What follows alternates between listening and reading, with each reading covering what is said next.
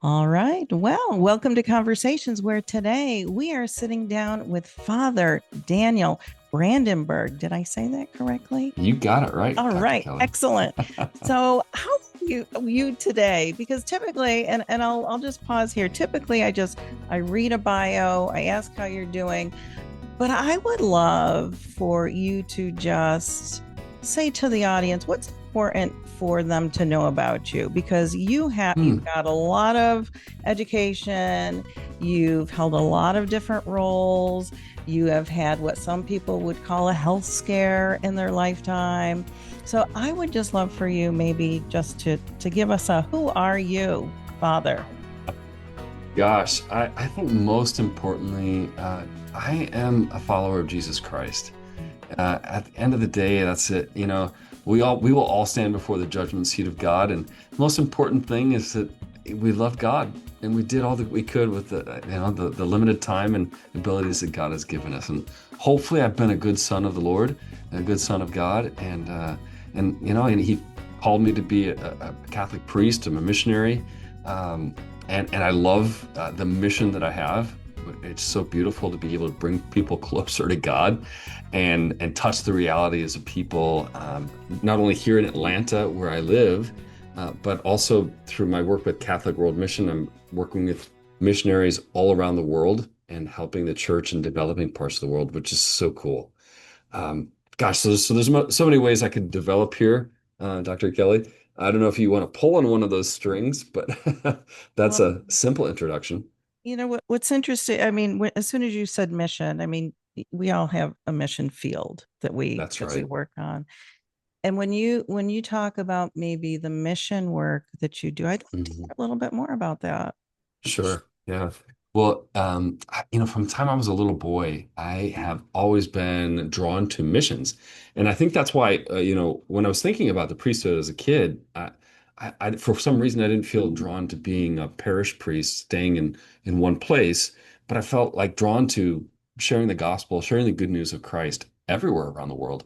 And I remember reading very distinctly, I remember reading a book when I was in fifth grade about missionaries, about Christian missionaries in Southeast Asia, particularly in Laos and among the Hmong people who were being persecuted for their faith. And it just stuck with me. And in fifth grade, I had to do a book report. And so I drew a picture of myself wearing a black cassock and serving as a missionary priest in Southeast Asia. Now, I've never lived there, but a month and a half ago, I actually went for the first time to Vietnam and right up to the border with Laos.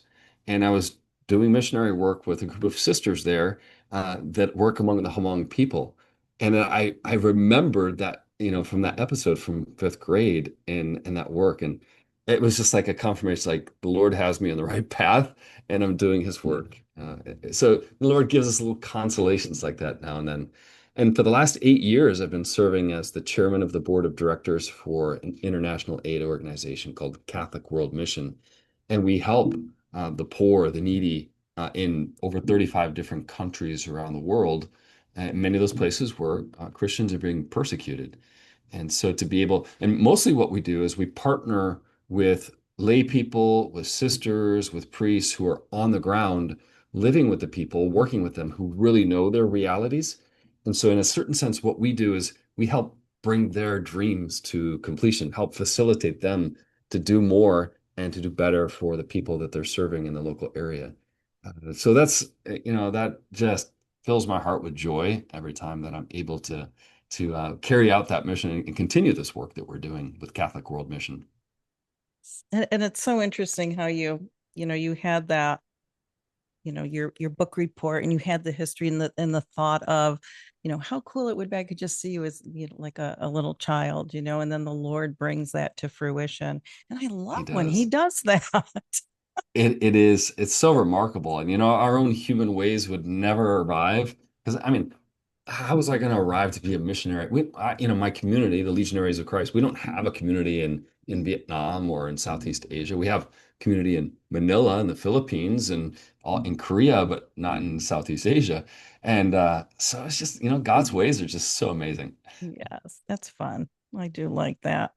Well, I do know that I do have your book here, Leader Like No Other. We're going to get into this Awesome. in just a minute, but I want to, I was thinking about this morning as I was kind of preparing myself, and my Christian walk started as a young child. My mother had us in Mhm. Christian school, went to Catholic church, and when I think about as a young person and thinking about a priest and thinking about leadership, like there was a disconnection there for me. Like never really thinking a priest is a leader. And so I'd Mm, love just to sit there for a minute and sure. maybe talk about what is that, and maybe why is there a disconnect, if there is. Maybe you've never heard that from anybody, but I Oh, feel I've as though, experienced it. okay, Yeah. I'd love to go there then. I think that there's a critical distinction that we have to make. Sometimes we fall into thinking that leaders are those who have a position, they've got a title. Uh, but actually, when you start looking at the leadership literature, that's a secondary thing that's interrelated with leadership, but it's not leadership per se. Leadership isn't about a title. It's not something you're born as a leader. You develop leadership qualities, and you're not really a leader unless people are following you. And so, yes, a position can help with that, but sometimes it actually can get in the way too. So, as a priest, you take on a position of authority of Jesus Christ, and some people are better leaders as a priest, and other people are worse leaders as a priest. And unfortunately, over the years, I've met some really bad, those who have been designated with the authority of the priesthood. Unfortunately, we even know cases of priests who have violated the trust of people in egregious ways. But I've also had the grace of meeting really extraordinary priests who are great leaders. And I've even had the chance to meet a couple of saints in my life who are now declared saints, like St. John Paul II.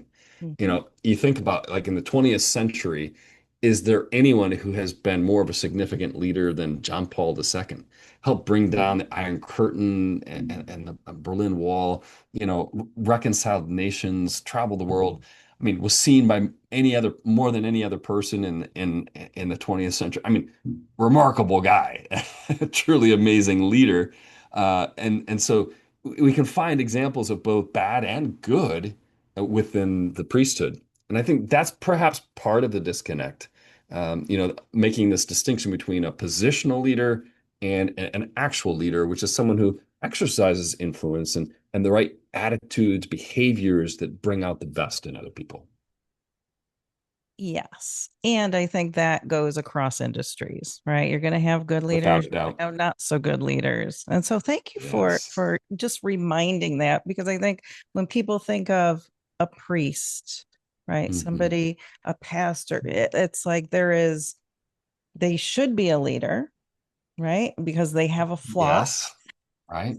and hopefully that they're leading effectively and meeting Right. people where they're at and all those things that leaders have to do. And I think just as that reminder that regardless of if you're a priest or if you are a CEO of a company or an executive director or wherever you are in that Hmm. hierarchy, that it's important to remember, yes, you have a title, but it's more than a title. Exactly. And I think that's why the studies show, for example, that a CEO is effective within a company for about 5.43 years, Mm-hmm. statistically. And you can begin to rest on your laurels and think that, oh, because I've got the title, I'm in charge, I'm a great leader. I'm sorry, but that's not the case. We know that from experience. People decline in effectiveness as leaders when they start resting on their laurels and they stop doing the hard work of being a good leader. That's right. And so much does land on their shoulders. I mean, if you're not producing, you're gone. You know, Yeah, next person is right. coming in for sure. Yeah. And I think that sometimes, Kelly, leads to the ineffective leadership of some priests Mm-hmm. because you get ordained as a priest and or a pastor in a Protestant church, and then well, you just keep going on, and it's really hard to get fired as a Catholic priest. You just kind of get, we get a little bit complacent at times, and that's not good because Jesus warns us of that. in the Old Testament, in the book of Ezekiel, there's some excoriating remarks about the bad shepherds. And St. Augustine has a whole series that he talks about the bad shepherds as well, which are, a really stark reminder to any pastor that you don't rest on your laurels. That's right. That is right. Well, let's get into your book a little bit Sure. because I would love to hear like what brought about this book. It's called Leader Like No Other: What Secular Leadership Models Reveal About Jesus. hmm Well, there's kind of a fascinating backstory, Kelly. So I'll share a little bit. I was, doing my doctoral studies in leadership through Creighton University's interdisciplinary leadership program. And I loved it. It was great. It started in 2019, finished up 2.5 years ago. Yeah, 2.5 years ago almost. Whew. And after finishing those 4 years of doctoral studies, defending my thesis, going to graduation, I was sharing with a few other priests what I had experienced, the insights and takeaways from those 4 years of studies. And it dawned on me that not once in those 4 years had we talked about Jesus Christ as a model of leadership. And I was like, Oh, how is that possible? I mean, just looking at a very superficial level, there is no leader in the history of humanity that has had as many followers as Jesus. No one has had the quality or caliber of followers that Jesus had. I mean, men and women willing to lay down their lives for him in martyrdom or to give up family and go off as missionaries. I mean, no one comes even close. The power of his message, the balance of his leadership, the lasting weight of his message, which hasn't faded with time. There's just so many different factors we can say there is really truly no leader that compares to Jesus in the history of humanity, and we'd ignored him. And frankly, I mean, put it back on my squarely on my own shoulders. I kind of forgot about the example of Jesus and his leadership during those years of studies. And so it introduced a follow-up question. All right, what would happen if we took the top 10 leadership models that have been developed in the secular world, mm-hmm. which show that if you practice these things, it will lead to good outcomes from for your organization. Well, what if we looked at those top 10 models and then see how Jesus stacks up against them? That's right. That's the whole book. And it was fascinating. I mean, I've been following Jesus my whole life. I grew up as a cradle Catholic and entered the seminary when I was 17. And I can honestly say, yes, I've always loved Jesus and followed Jesus. But this research opened my eyes to Christ in a whole new way and a much deeper appreciation and love for the Lord. That's good. I had a chance to flip through it a little bit, and I really like how it says Jesus meets the model, like in the chapters, and Yeah. how you pull that together. I'm like, yeah, oh yeah, he does meet the model.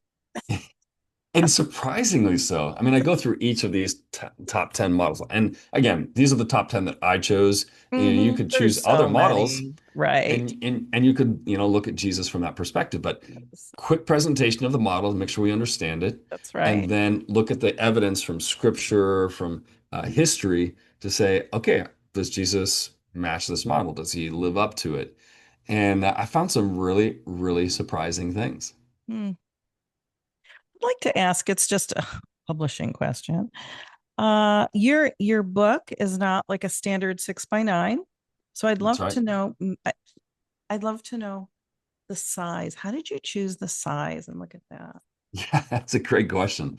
There was a little bit of back and forth with the publisher because the publisher actually came back to me initially and said, "Hey, we think that this might work better in kind of a workbook size format." Mhm. And initially, I was skeptical because I was like, it might look kind of cheesy. People are expecting like a standard size Yeah. book. And then the more I thought about it, the more I said, that actually makes a lot of sense for two reasons. Number one, because the book has a lot of charts, it has diagrams and figures. And if you put those into a smaller format book, they get shrunken and it's harder to read them. And so going with a larger format allows for greater ease in reading those illustrations.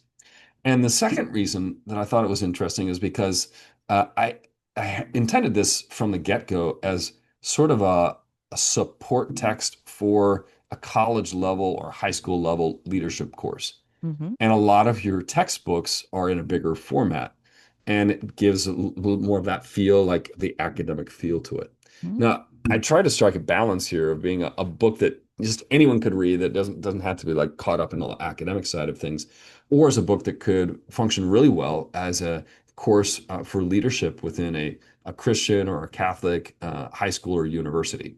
And hopefully I achieve that balance. Yes, I think you did. And I like how at the end of the chapters that there are those reflection questions Hmm. for people Now, too.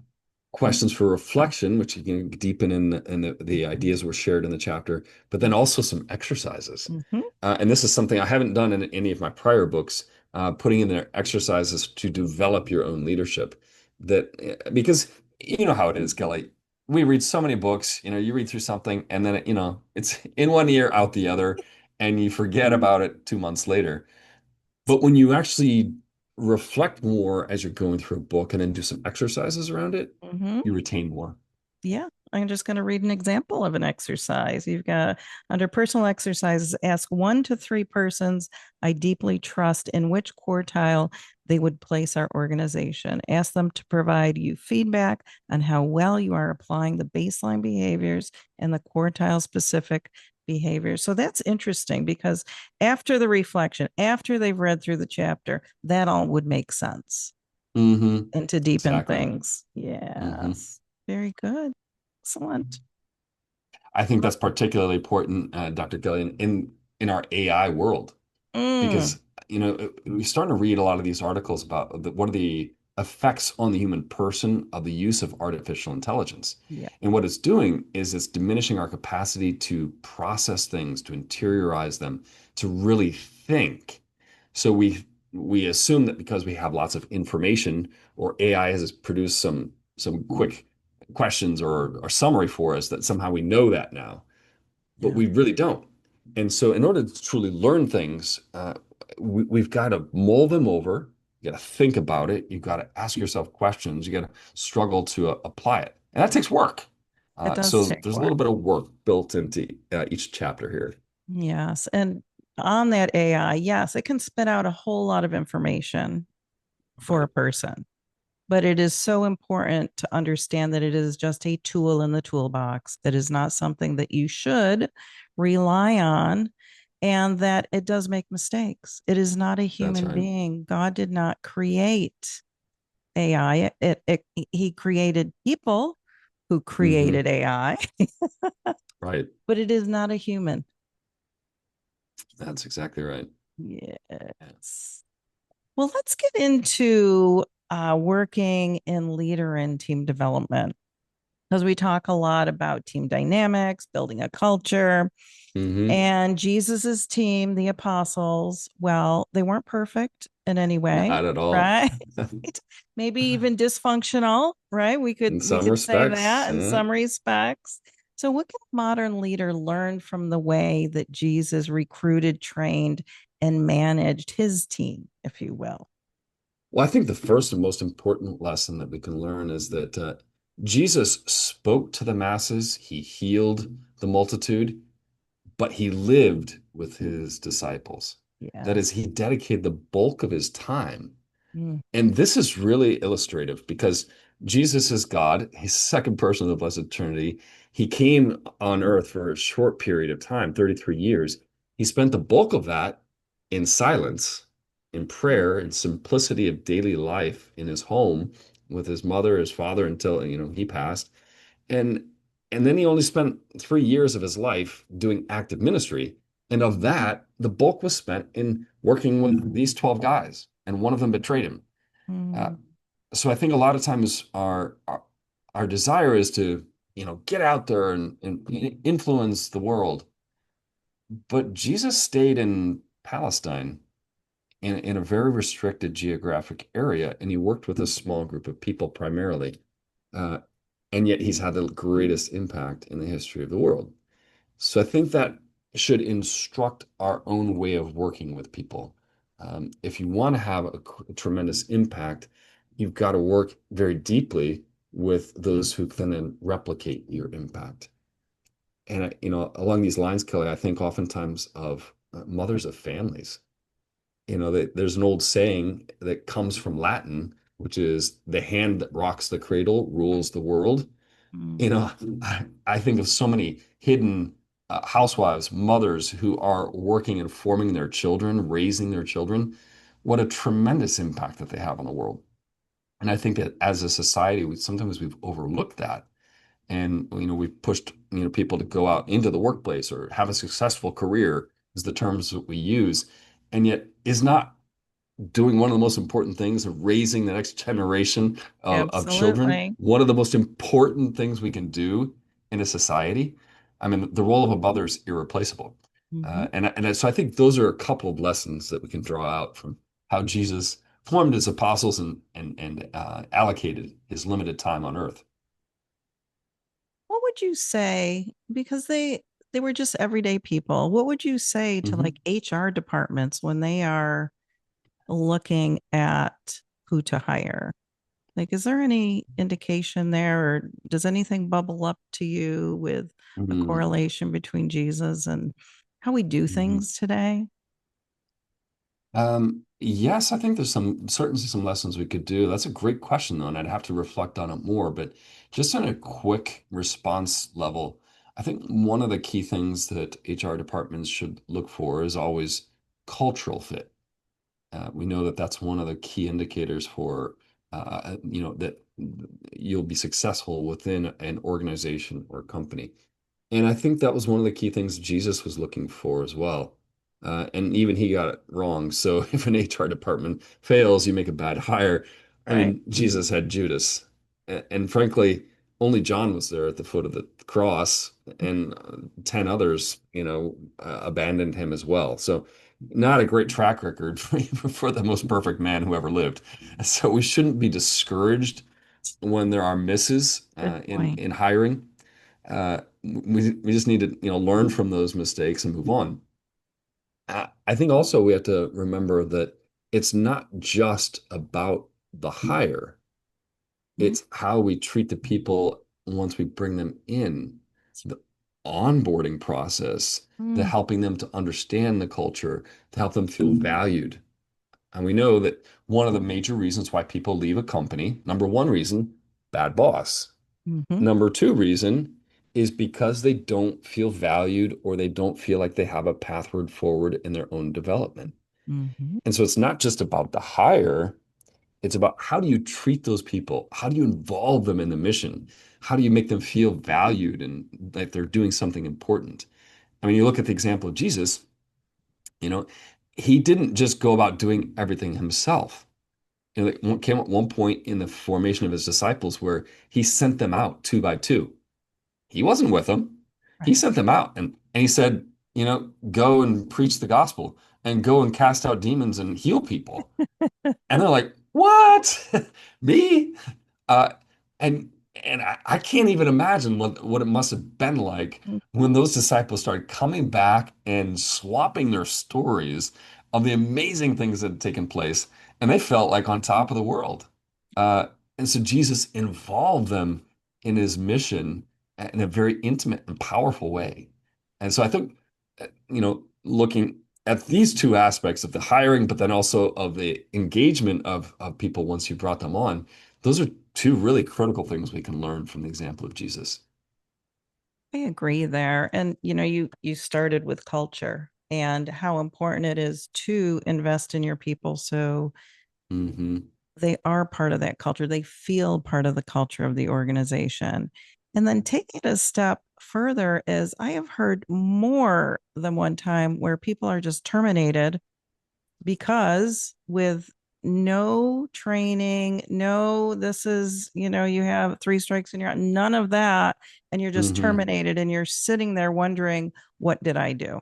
Right. Mm. No real exit interview. And I think that organizations need to commit to their people, not just when they're Without a hiring doubt. them, but all the way through to the end. There's no doubt. And that's part of the culture of an organization. Do you want to have a culture of an organization which treats its employees like, you know, interchangeable cogs, Yeah, or that treats them like human beings that's right. who have their strengths and weaknesses. They have their good moments, their bad moments. They have the capacity to grow and develop. Right. If we treat it as a zero-sum game, like these are, non-changeable, they're just machines, Hmm. that is a disrespect for the human person. And I think this is why it's so important that for companies to truly build a Christian culture that is exemplifying the dignity of the human person, that's drawing the best out of each individual, that's respecting them and helping them to grow. There's a beautiful letter that St. John Paul II wrote on the dignity of human work back in the 80s, and it still holds true today. Work isn't just about producing.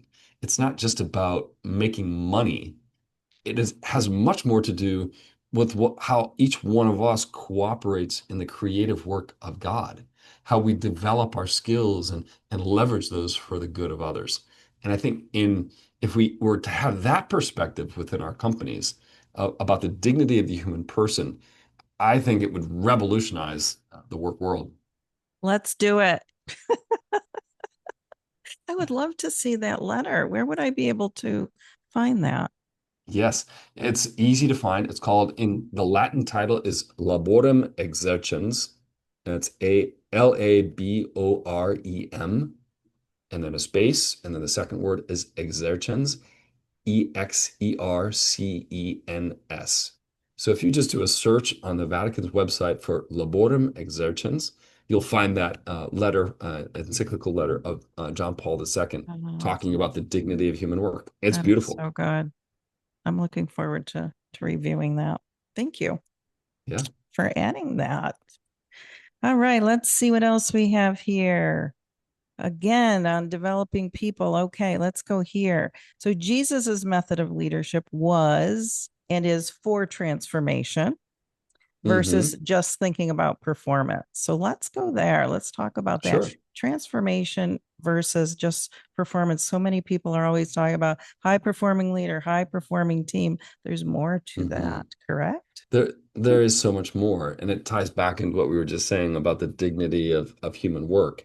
It's not just about production or performance. Mm. It's much more about the elevation of the dignity of the human person, about serving others. It's about elevating our society as a whole. And when we have that vision of human work, then we can and which we can find in Jesus. I mean, what did Jesus do through his work? He drew others into a mission, elevated their dignity, helped people to find the beauty of life and of eternal life. And so there's a much broader perspective than just producing widgets. Mm-hmm. Right. And there's value, right? Instead of always performance, I try to help leaders and teams understand what value are you adding to the Correct. team, to the organization as a whole. Because it Hmm. can't be just about you have to have high performers. There's more to Right. it than that. Because if you have all Hmm. these other things before that, you will have high performers, high performing, but they will Hmm. be adding value to whatever it is Right. that they're attacking at that time. And along those lines, Kelly, I remember a study that I read, which was really fascinating. They did a test, and it was I don't remember if it was MIT or University of Massachusetts, where they actually made teams of graduate students, uh, but they did different types of teams. So they did one team that was all kind of low performing students, Mm-hmm. and categorized as such. They did another team of all high performing students, like all the type A's put together on a team. And then it did another team that was mixed. Guess which of the teams performed the best? Boy, tell me. The mixed team. Yeah, I would think so. It was so fascinating because it wasn't because the high performers, they all got together and their egos got in the way and they couldn't organize things well and they were not as productive.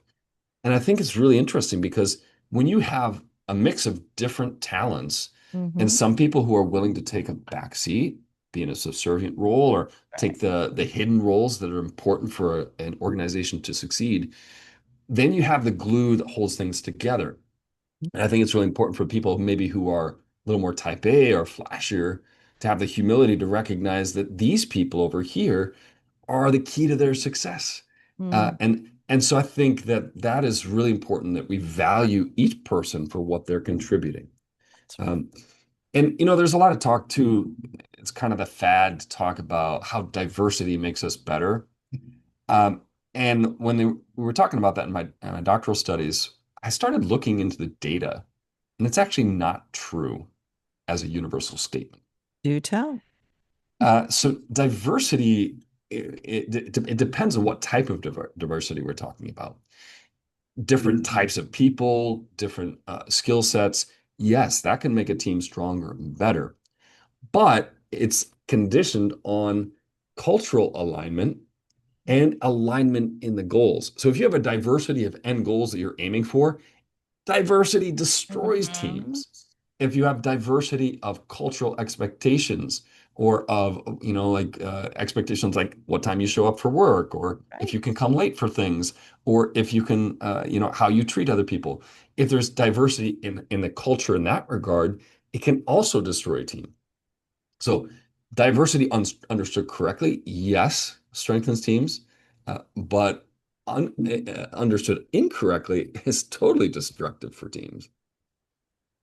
I love that you brought that up and that there has Mm, to be clarity because when I think about diversity, I like to think about it in a team construct with jagged edges but they do hmm have a common goal. They have common values, right, but they're coming together with their uniqueness and how God created them and coming right. together as a jagged edge team. hmm And Yeah, it's totally precisely that, different. if you've got different ways of looking at things, different mindset, different skills, all that can be brought together if you have that united purpose Mm-hmm. and you can unite on the values which bring you That's together. right.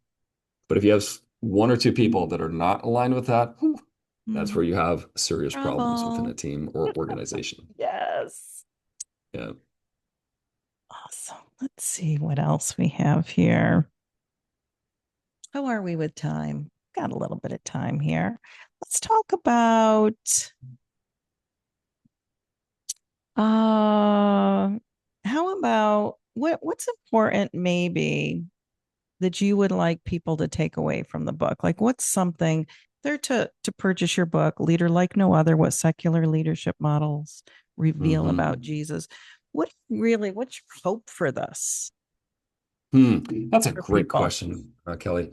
I I would hope for two things at least, and then each person can come away with their own as well. But first of all, I hope that people would come away with concrete and actionable things that would help them to Mm, improve their leadership, their organization, their team function, their parenting, their home life. Because looking at the life of Jesus and looking at these leadership models, it refreshes things that we kind of already know, but then brings us back into, okay, how can I apply this in my life? And with anecdotally talking with people who have read the book, this one seems to be working pretty well. People mm, are coming with concrete takeaways that are helping them to become better leaders. And my second hope with this book is that anyone who reads it is going to come away with a deeper appreciation for the singular leadership of Jesus Christ and open up their hearts and their minds to a greater acceptance of the singularity of Jesus Christ. Uh, I think looking at Christ in this perspective, and most people don't really think about Jesus topically as a leader. They think of him as a savior. They think of him as a great religious leader. They think of him as a historical figure. But looking at Jesus from the perspective of leadership is kind of mind-blowing a bit. And I hope that it will help people to appreciate Jesus Christ at a whole nother level. looking at all the facets of Hmm Jesus. That's Yes. right. Yes. And I remember in my doctoral studies when I started thinking of that and bringing that in, it was required because it's a Christian university, the hmm requirement of bringing uh the biblical components into what Sure. we were writing about and things, and it was hmm just very eye-opening. hmm And so this book I think will be very helpful.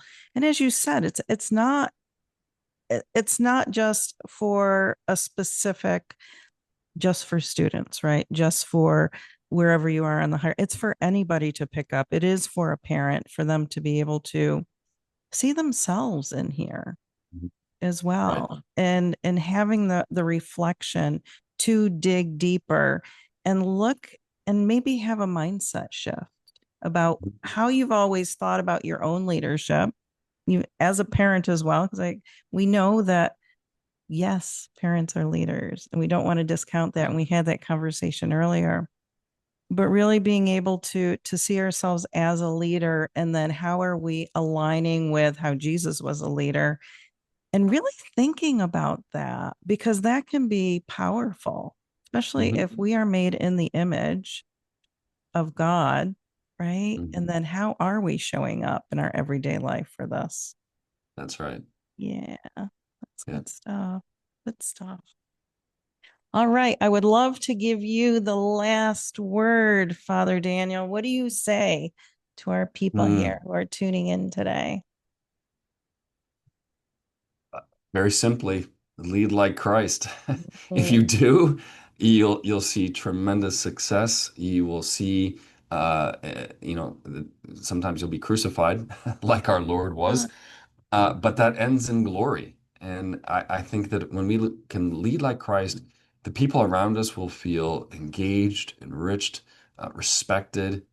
We'll see greater achievement, but not just the building widgets type of achievement, the type of achievement, the type of success in which our world is a better place. There's mm, greater respect for others. There's more peace. There's more serenity. There's less frenetic activity. There's more focus on what's truly important in light of eternity. that's right. That's right. So I think Nothing the else more that we matters. can, you know, Mm, just each day renew, and that's why, you know, one of the things I work with executives, business owners. A lot of my ministry is dedicated to working with them, and there are a lot of the people who, you know, gave reviews for the book and are reading the book and give me feedback on how the book is helping them. And it's one of the things that I is really encourage these men that I'm working with to do is have daily time of prayer, mm, uh, because through this a book like this, I can, you know, influence a little bit with the people when they're reading it. I can meet with these guys once a month and talk with them. But if they're meeting with Jesus Christ every day in prayer, they're reading scripture, they're comparing their actions, their attitudes to those of Christ daily in prayer, and they're in contact with the second person of the Blessed Trinity, who is all powerful, God who can do all things in them. It has a whole lot more impact than just me as an isolated individual. And that would be part of my message to all of your listeners as well, Kelly, to take up that challenge of a daily commitment to prayer, to listening to God, to speaking with Him, to allowing Him to shape and mold our thoughts and our actions and our behaviors so that we can become more and more shepherds or leaders after the heart of Jesus. mm. One thing, though, because I'm going to bring you back here, is that I think people hear a lot, oh, you should pray, spend time, with the Lord. But it Hmm. is what I have found, the people who I work with, it can be difficult if they're, the Christian faith and we're going there, within our Hmm. sessions. It can be difficult for them to, number one, understand that it is, you're communicating, you're just talking. It doesn't have to be the thee, Hmm. thou, and all this. It's like, what is your heart? But Exactly. I think people have a hard time with thinking that they have to be in a box and pray a certain way. Hmm. Have you There's found so that? many different ways of praying, Kelly. Mm, And that all ways that lead to Christ, all the ways that lead to God are legitimate. Okay. There are some forms of prayer which probably don't lead to God, that are more self-referential, you know, simply doing breathing exercises or something like that. It's not truly prayer. But prayer is entering into God. And there's so many different ways we can do that. And God has allowed for all those different ways because we have different personalities. yeah. And at different stages of our life, different forms of prayer will be more or less helpful. I love the fourth part of the Catechism of the Catholic Church. That entire section is dedicated to prayer, different forms of prayer, different ways to enter into prayer, into that relationship with God. And there's some really great insights there in that fourth part of the catechism that I think each one of us can leverage to improve our prayer. Um, and it's really not hard to pray. I oftentimes use with people who are just starting off the PRAY acronym. It stands for praise, repent, ask, and yield. You go through those four steps, you enter into a very natural conversation with God. It doesn't have to be formulaic prayers, which can help at different times, but it's more of that heart-to-heart conversation with God. Then, of course, we have the liturgy, we have songs, music that can reach the heart in a special way.